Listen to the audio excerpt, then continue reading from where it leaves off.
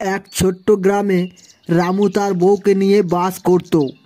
রামু রোজ সকালে খাওয়া দাওয়া সেরে মাঠে চলে যেত। সে যে সমস্ত ফসল লাগাতো তা খুব ভালোই হতো, কারণ সে জমির ফসলগুলো ভালো মতো যত্ন নিত, আর ওই ফসল বিক্রি করে তাদের সংসার চলতো।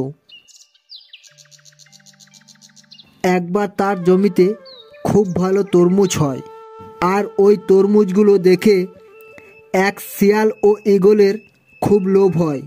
তখন তারা দুজনে মিলে ফন্দি আঁটে কি করে ওই রামু কৃষকের তরমুজগুলো ফ্রিতে খাওয়া যায়। তখন ঈগল শিয়ালকে বলে, বন্ধু, তুমি তরমুজগুলো তুলবে আর আমি গাছের ওপর থেকে নজর রাখবো। যদি কেউ আসে তাহলে আমি দুবার ডেকে উঠব, আর তুমি তখন লুকিয়ে পড়বে। এইভাবে তারা দুজনে রামু কৃষকের জমির তরমুজগুলো তুলে খেতে থাকে।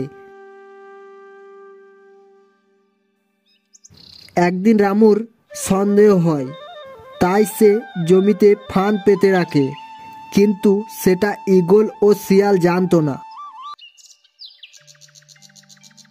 পরের দিন যখন প্রতিদিনের মতো শিয়াল তরমুজ তুলতে আসে, অমনি সে ফাঁদে আটকে পড়ে।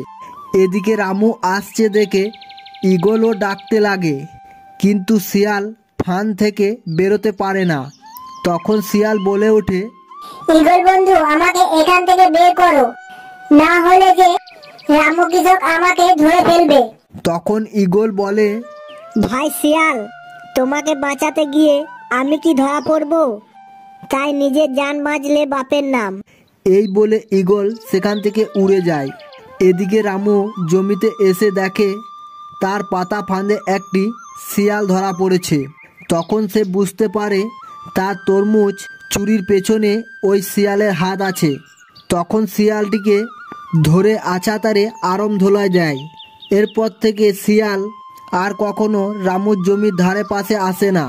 তাহলে বন্ধুরা, এই গল্প থেকে এটাই শিক্ষা পেলাম যে অসৎ কাজের ফল অসৎই হয়, কখনো ভালো কাজে লাগে না।